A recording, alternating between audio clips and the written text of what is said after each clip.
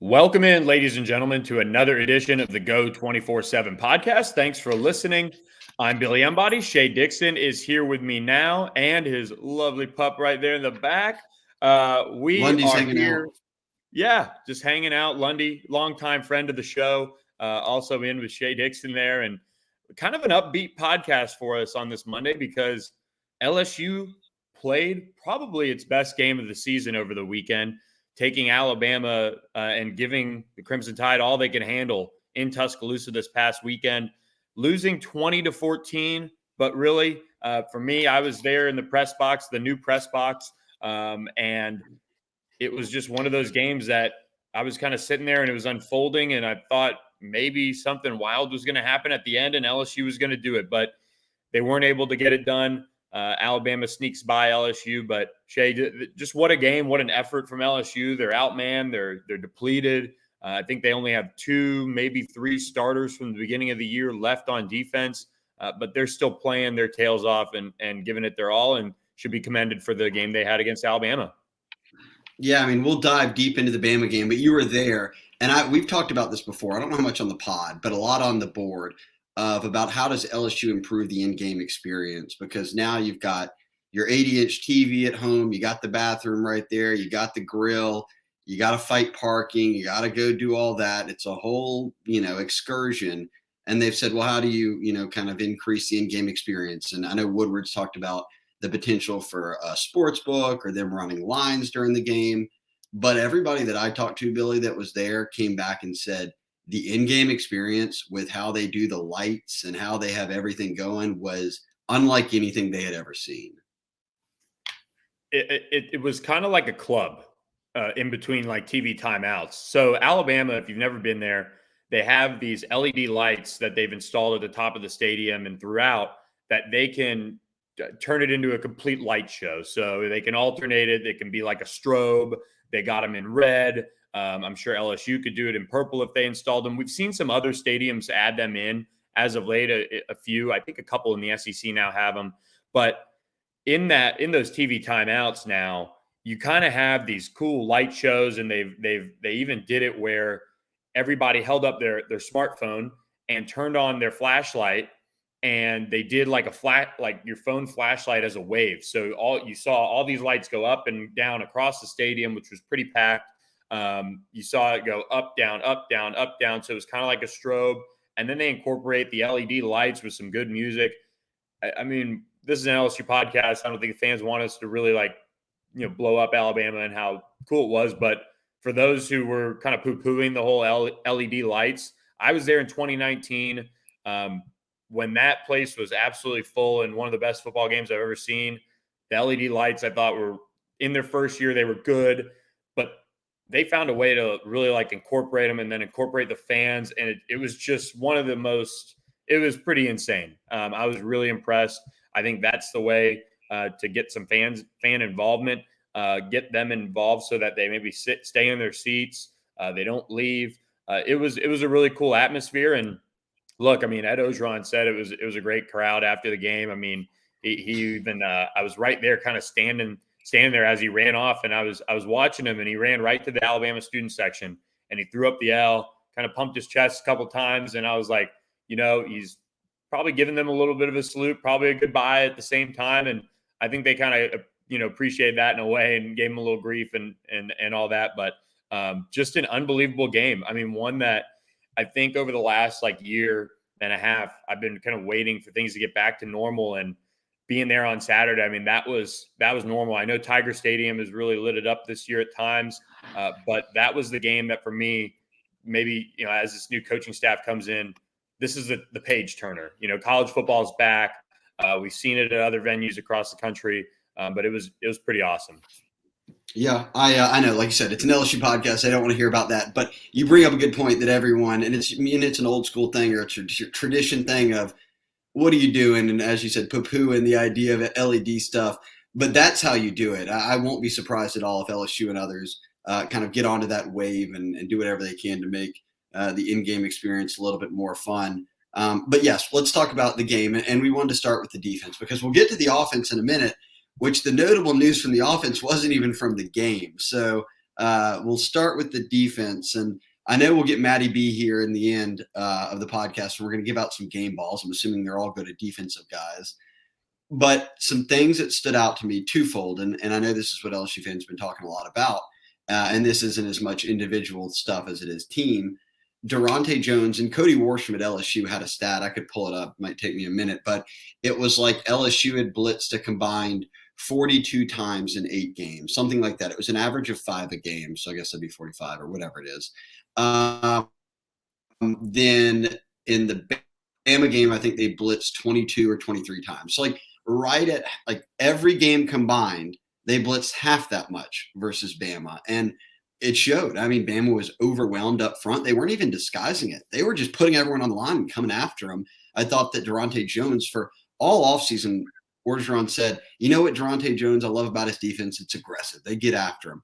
Well, they were playing 4 down linemen rushing the quarterback every play and just letting the guys, cornerbacks do their work and locking out guys up on the outside.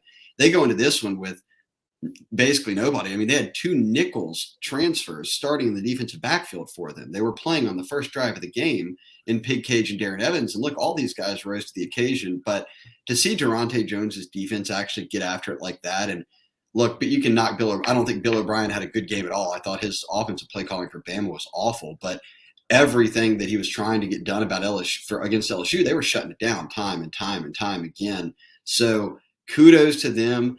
And I think a number beyond the blitzing that goes with it, Bama rushed for 6 yards, 6 total yards. And Todd Politz at LSU, stat guy, stat guru, shared the stat that he went through the Bama record books. 6 yards is tied for the least amount they've ever had in a game rushing the football in the history of the program. Penn State in the early 90s had held them to 6 yards in a game. So you think over of all the times you've played Bama, and they've got some good running backs right now, but you think of all of the Bama running games you faced, they were chunking out hundreds, 100. You get in this game where you hold them to 20 points, which is 20-something below their season average, and then you hold them to 6 yards on the ground. It was unlike anything I could have imagined for a defense that was down to second and third stringers, but for them to all rise to the occasion, for them to all look like guys who not just belonged on the field, but O said it numerous times. He doubled down on Monday. He said, I think if just for that one night only, we were the best football team that was on that field. And when you look at how the defense played, it was tough to disagree with them. I thought both defenses played well. I think Alabama's offense is better than LSU's offense. And obviously LSU's defense didn't have a lot of their starting pieces there. So yes, both sides played well, low scoring game, but no doubt the credit goes to the LSU defense. They were awesome. Yeah. First 8 games for LSU, 12 unblocked pressures versus Alabama, 10. That's Cody Worsham of LSU dishing out that stat. 41. I mean, Jesus. Yep, 41, 5 per game in the first 8 games versus Alabama, 24. That's the blitzes. And then this final one that I'll share, LSU's defense missed 2 tackles versus Alabama in 64 attempts. Their 3% missed tackle rate was the best in the country in Week 10. So really impressive showing by Durante Jones. I thought that shift to the all out kind of mentality to keep it pretty simple was the best thing that they could have done to that Bama offense. They had very little answers for it. They got burned deep by Jamison Williams on one of them. That was, the difference in the ball game. And really, I mean, the final 2 or so minutes of the first half ultimately ended up being the difference in the ball game with that interception by Max Johnson, allowing Bama to score. But, this is a defense that just played so hard. That was the big thing for me. The defensive line really just, manufactured their pressure. I know they brought blitzes, and they hit Bryce Young a good bit, and no one on that LSU defense was really scared of Alabama. I was actually on the field when that potential targeting on Bryce Young, or I didn't think it was targeting, but the one that sent Saban, I think, into a complete meltdown, and they actually ended up calling timeout, I'm pretty sure, to try and get them to look at it. But Jay Ward went and popped him really good on the sideline there. LSU just played reckless abandon on defense. On offense, they just couldn't muster up enough points. They needed that fourth down. Great play call by Greg McMahon to get that fake punt that they almost hit. Ed Ogeron brought it up, and I forgot about it, that they almost hit against Auburn a couple years back. And then they executed with Avery Atkinson, Jack Mashburn to extend that drive. They capitalize on that and score. Look, I mean, LSU really, I mean, for much of the game in a way, you take away that deep bomb to Jamison Williams and LSU comes away with a win. That was just quite a performance offensively. I think Max Johnson has just been hit so much this year that it's in a way starting to catch up with him. And receivers aren't separating as much as they probably have, or Alabama's got some good corners at times, and it wasn't enough offensively, and they really struggled to capitalize on the chances that they had to win the game offensively. Well, yeah, and I mean, look, on the 2 scoring drives that they had to use between the 2 drives 3 fourth-down conversions to get all 3 of them to score both those touchdowns. It took the fake punt that you were talking about to extend the drive on the first series of the game for LSU. They score. From there, I think they had like 12 more yards the rest of the half. I mean, at halftime, Avery Atkinson, the punter, had more passing yards than the starting quarterback. And the starting quarterback had already thrown a touchdown. They were at like 26 to 22 passing yards, the 26 coming off the fake punt, obviously. And then you just never got going from there. I mean, 3 people at LSU in LSU history, 3 running backs have gone for over 100 yards in Bryant-Denny. Kevin Falk, Clyde Edwards-Helaire in that 2019 game, and then Ty Davis-Price. So, look, I know Ty Davis-Price had a fumble. They scored off of it. That stung. But he was all you had on offense. I mean, let's be real. He was the guy that was actually moving the chains, getting it going for you. He came in and converted a bunch of key fourth downs on the ground when Alabama very much knew they were about to run it right up the middle with Ty Davis-Price. He sidestepped a couple and kept chains moving. He had the huge long run that obviously I don't believe it led to the score. I think that was the one where they end up stalling out inside the 10, and on fourth down he misses.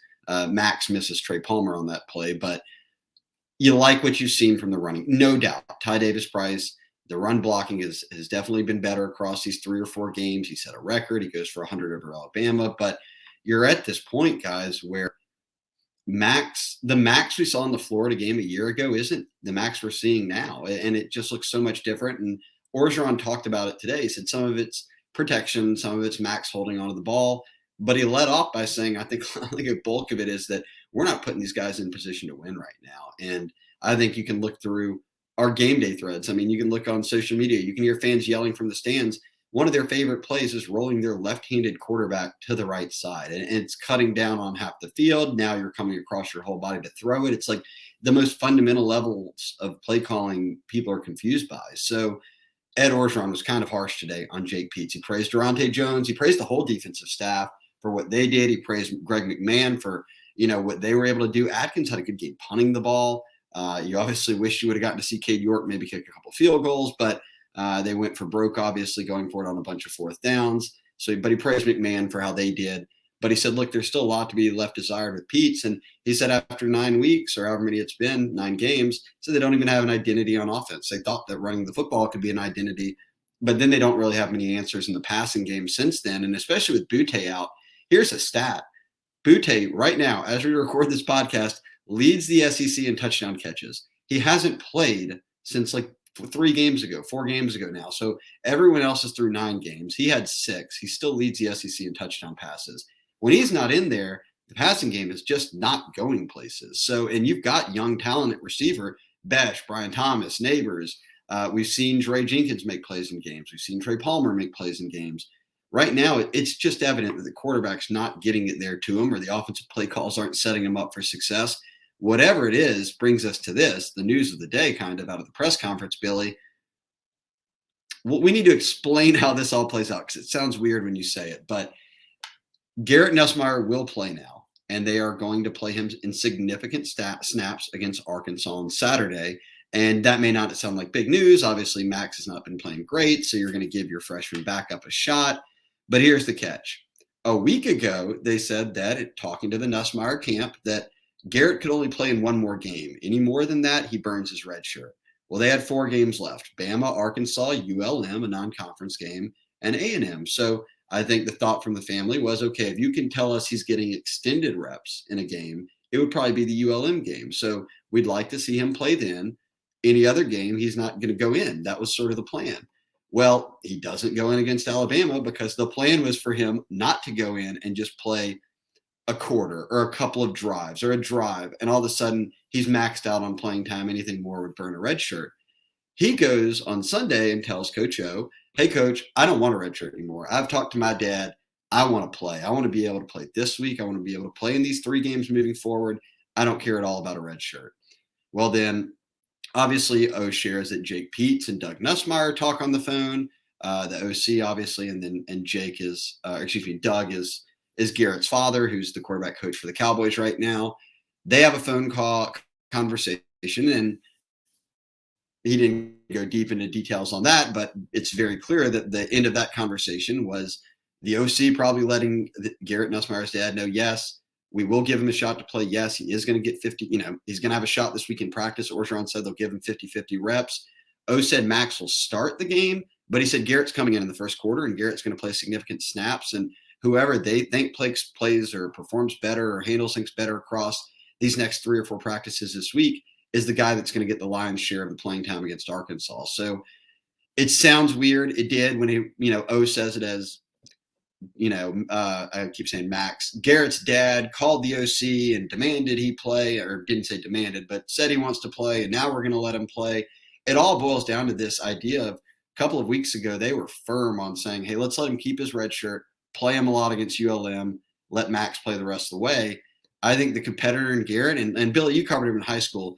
I bet Garrett just left that game pissed off that he was sitting on the sidelines the whole time when he thought he could have gone in there and done something.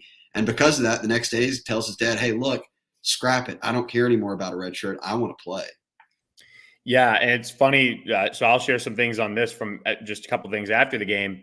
One, O did say Garrett was mad that he didn't play. And I don't blame him. I mean, he got time against Ole Miss, which was a team that was up, and the game was over. I mean, there was no way Garrett Nussmeier was going to lead a, however many point comeback, and LSU was going to win that game.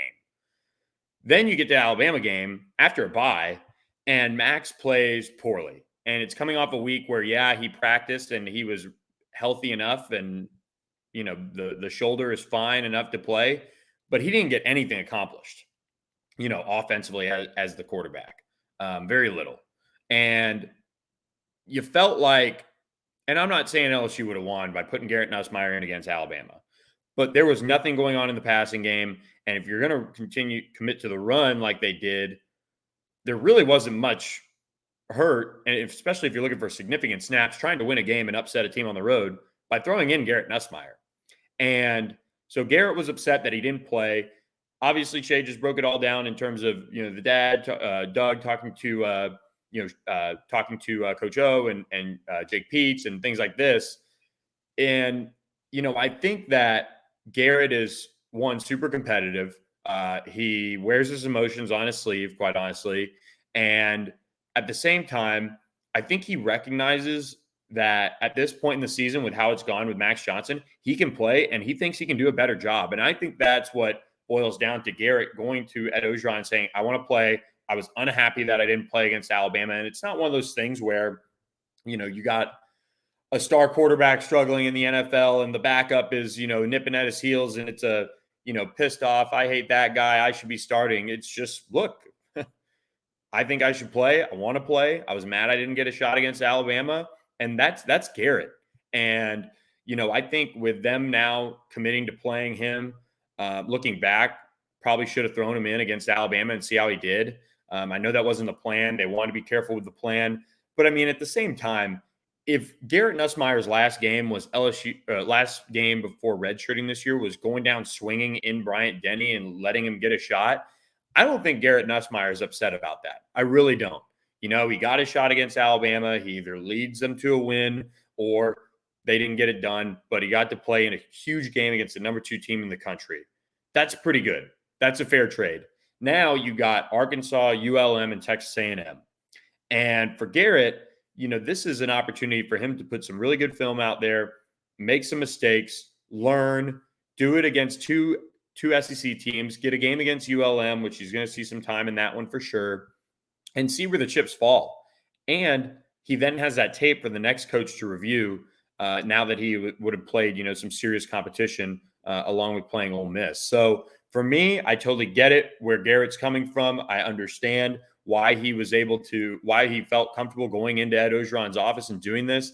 I think if Ed Ogeron wasn't leaving and Matty B, chimed in on our chat that we've got going, if Ed Ogeron wasn't leaving after this year, I think he sees, a lot more time, this season going forward already. I don't think they're sitting there saying, well, maybe we don't hold them out against Alabama. I think they're saying we're trying to win games here, trying to make a statement. Garrett Nussmeier is a guy we think can get it done. And they've said from the beginning that he has come in and impressed, whether it was him enrolling early, whether it was over the summer, in fall camp. Garrett, the offense was completely different in fall camp scrimmages. He was throwing it. The stats were like, Max doing kind of efficient. I feel like 11 of 15 was thrown out there. And then you got Garrett going like 25 of 42 or 48 or whatever, just slinging it around the yard. So and that was against the second and third stringers, and evidently they're pretty good. They just shut down Bama. That's a great point, Shea. So, I'll give it to you. I'll give you Matty B's question, and he can chime in if you'd like as well. If Ed Ogeron was not leaving after this year, would this have been handled differently? And would you have put him in against Alabama regardless of if the plan was not to play him? I wouldn't have. If the plan was not to play him, then I'm not putting him in. If the kid in his camp are saying, like, look, I want to just play one more game, I want to keep this red shirt. You're not going to be the head coach beyond this season. They would have never said that, I don't think, had he still been the head coach. Like if they were out there competing and you knew that I was staying, I don't think the Nussmeiers would have ever worried about if he was playing right now or not playing right now. I think that sort of came up after news broke of Orgeron's termination, and then they look down and say, okay, if he can just play one more game and still keep his red shirt for this next staff, then that's a good thing. And I think that was sort of the plan until it sounds like Garrett's competitive edge was only able to be sucked in for about a week before he told his dad, I don't care about that. Let's just play. So yeah, I think that if this wasn't O's final year, if he wasn't getting let go at the end of the year, that means they were probably playing okay. And that doesn't necessarily mean Max was doing great. So I think Garrett probably would have gotten a shot or more of a shot by now, or most definitely would have gone in the Alabama game. I think the only reason he didn't play versus Alabama was because the Nussmeier camp said that we don't want him playing in any game except the one where he gets extended action. Obviously, they reversed the course on that. We'll see how he does this weekend.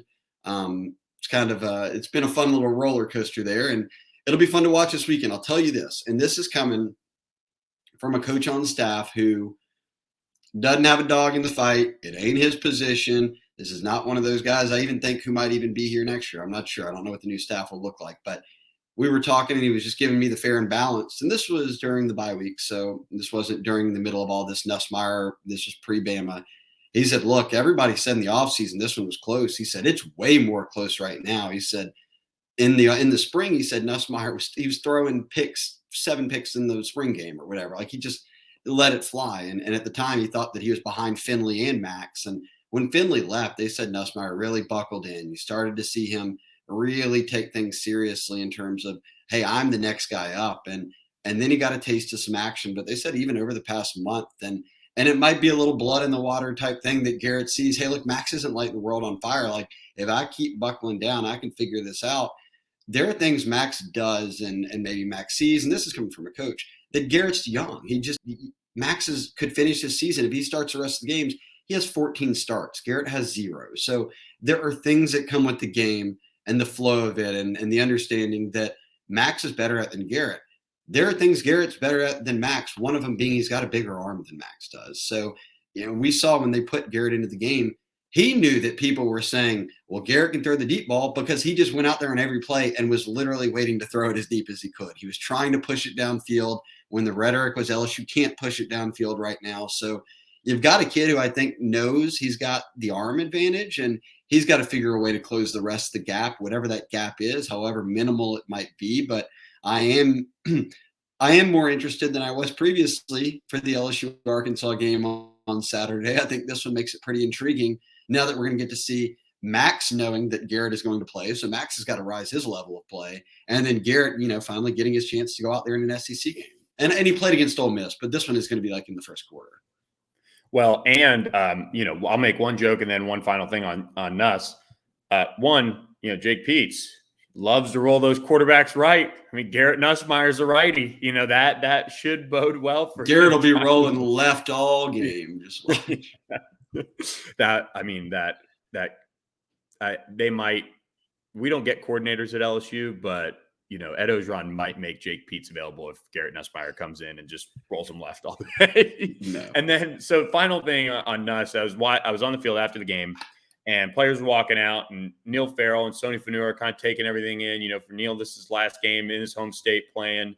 Had a huge part in the defensive performance, and he looked like he was emotional, kind of taking it all in. Ed Ingram, one of the last guys off, Austin Deculus. But right next to Austin Deculus was Garrett Nussmeier, just kind of patting him on the back of the head. I don't know what he was saying to him, but Deculus was in tears. Yeah. Okay. All right. I couldn't see if he had his helmet on. I couldn't see if he was in tears, and it wouldn't surprise me the way he's battled for so long in his career and how much it means to him. But Garrett was right there with him, just patting him on the back of the head and just walking with him. And that's the type of guy that Garrett is. Whether it was 7-on-7 high school games, he is right there. And look, I mean, Max is you get him in interviews, and he's kind of quiet and for the most part very businesslike, and he is a supportive teammate and all those things. But Garrett, like I said, very visible with his emotions. How he handles things. That just kind of stood out to me, and that was long before Ed Ogeron said on Monday that Garrett is now going to play in extended snaps, and we'll see what the offense looks like. But Garrett's not going to hold anything back, and it's certainly going to be very interesting Saturday when LSU faces Arkansas with a quarterback controversy. So yeah, now, and look, we'll talk to O on Thursday night too, and Friday's a walkthrough anyways, so they'll have today's practice, Tuesday, Wednesday, Thursdays, and then we talk to him right after Thursday. So I'm guessing Thursday night, Orgeron is going to have a good feel for what Garrett's playing time is versus what Max's is. So I guess we'll stay tuned on that end. Yeah, you got to push all your chips to the table. Ed Ogeron said today that he wants to go somewhere with beaches and some blue water for the bowl game if they can get it done. That was his only requirement. So me too. Yeah, I mean, me too. I've said, look, I said Tampa on the last podcast or podcast before that. But they have blue water in Tampa. Oh yeah, it's beautiful. Okay. Shea. Beautiful. Okay. We got the beaches. We got the beaches. We got that Gulf of Mexico life. Yeah. All right. Injuries. Speaking of guys that could be, living it up on the beach if they go to a bowl game. Just kidding. Ed Ogeron did share some updates, a couple of them on the defensive side of the ball. Sounds like Mason Smith, another freshman who's been a big part this year, didn't make the trip to Bama, got nicked up, was on crutches, never really seemed like he was ever going to play against Alabama once we heard that. He's probably going to miss all the rest of the games except the Texas A&M game. They're hoping that he's back for that. Sage Ryan is another one that he ruled out this week, it seemed like. Once again, injuries do seem to really stack up, and even Liam Shanahan did get nicked up against Alabama, came back in, but this is still a team that is dealing with some injuries. Yeah, and he said Cordell Flott looks like he might play this weekend. It sounded, of all the guys that have been out, that he was the most positive to return. So if he returns, you get him back as a starting outside guy. You've got McGlothern, who played well. McGlothern got banged up in that game, but he got taped up and was right back out there. And you saw, look, Darren Evans, all those guys, they rose to the occasion this past weekend. So if you can get Flott back, that's a big piece, obviously, no matter who you're playing. He's been one of the sort of constants on defense that was really good for him, whether he's playing nickel or playing on the outside.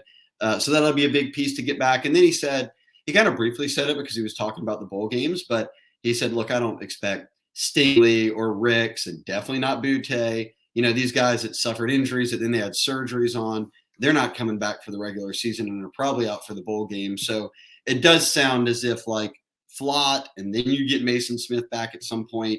No real status on Sage Ryan beyond this weekend, but sort of the headliners, there's really big names, Stingley, Ricks, Butte, all former 5-stars, are guys that don't sound like they'll be back in the mix this year at all. And that was to be expected, but Orgeron confirmed it, today, this morning. This is Monday, so whenever we talked to him at lunch. All right, let's end this on a high note. This was a game that, I mean, honestly, I'll kind of remember being there. I mean, it was one of those games that you will remember. I mean, LSU, they didn't win, but gosh, just what an effort, depleted, coaches out on the way out, all those things. The rave. Game balls. Billy went to the rave, the football rave. Yeah, I went to the rave. I'm not a club guy, but apparently I was in one all night. So I don't know any of the songs that were played for the most part, but except some of the old school, whatever Dixieland Delight and all that. But yeah, back from the rave, I've got a moment to really sit back and decide who I want to give my game ball to. But let's bring in Matty B right now. There's three of us, three different players. I'm interested to see who you guys are going to go with. Nobody can choose the same person. So we'll let somebody go first, and then we'll go around.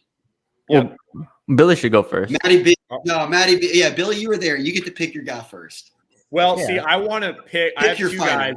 final. I know who I want to pick. I want to see if you guys are going to pick them, and I will immediately react if one of you guys picks the guy I want to pick. All right, I'll go first. I'll go first. Okay, Matty B. I have 5 names here.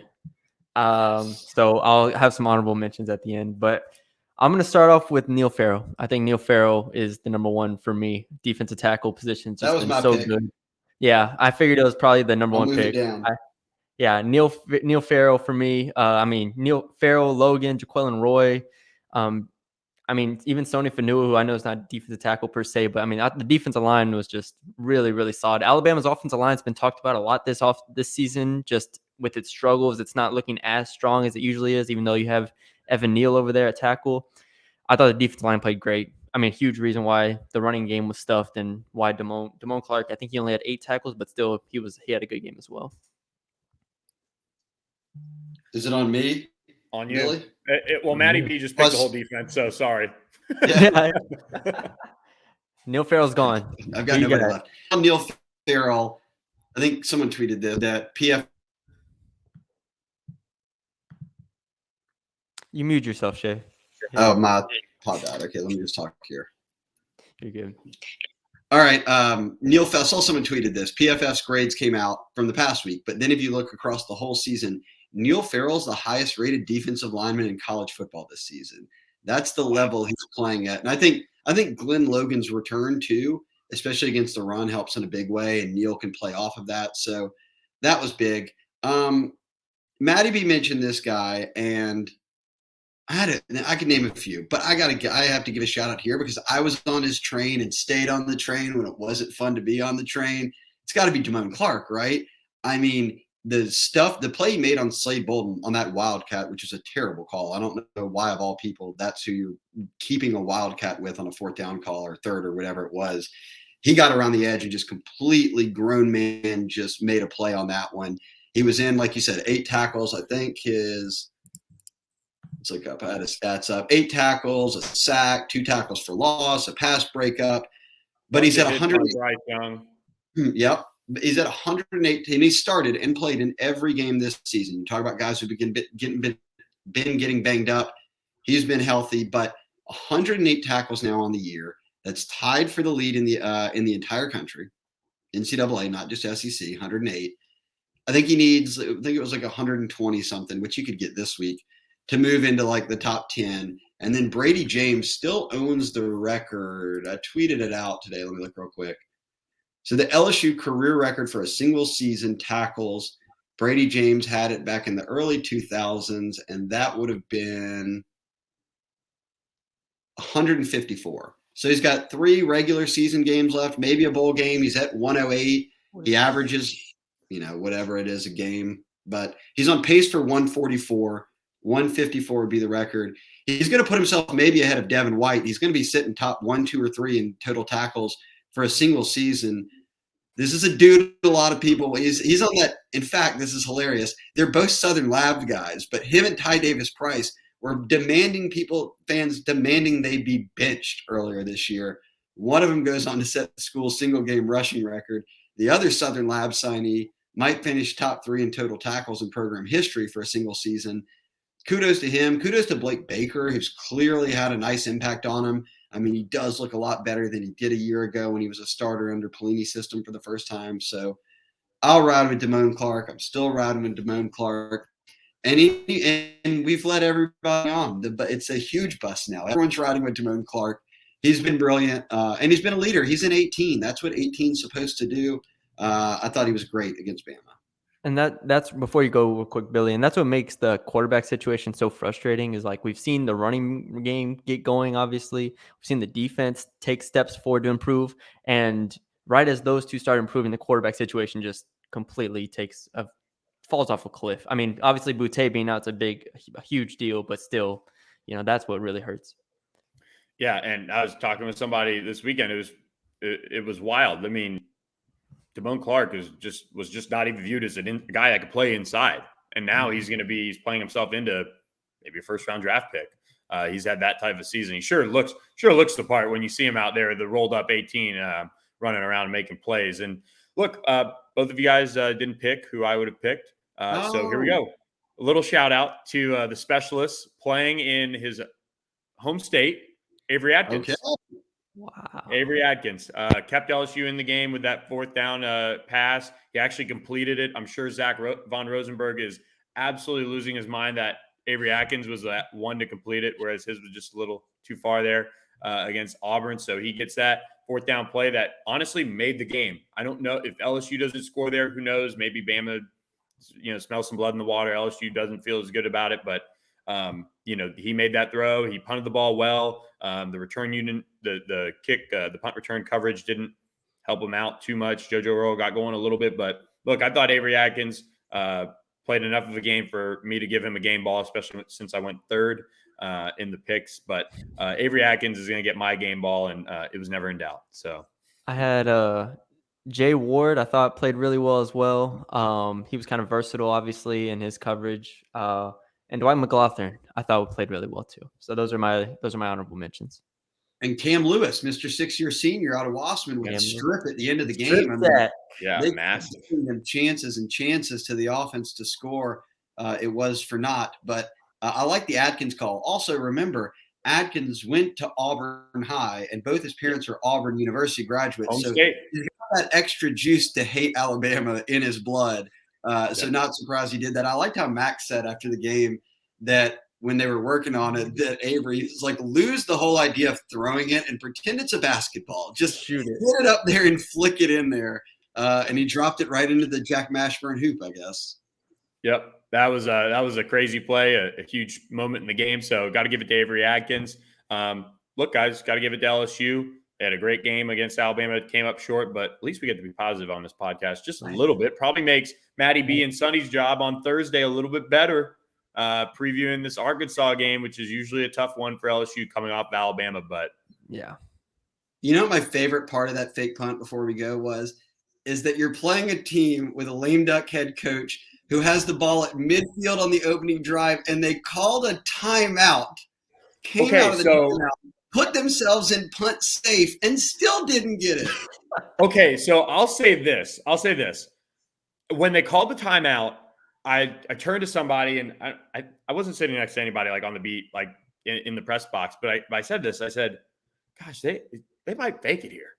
Because Ed Ogeron said on Monday, he was like, we got to do it when they're not expecting it. And honestly, if you're Alabama, why would you expect a fake punt out of a timeout when you call time? I don't know. The most predictable time to do it at that point. Yeah, I mean, I don't know. I guess maybe I think a little differently, but if you're a player and you're like, oh, call a timeout. All right. You get all the like, okay, well, watch for this. All right, watch for that. You get the extra coaching points, but really they're going to call timeout and still fake a punt on us? Why not run a play? It just kind of felt that fake punt coming on, but still pretty wild. They were able to execute it. The fact that it was a run, and I thought it was a run, and then he pops up and throws it.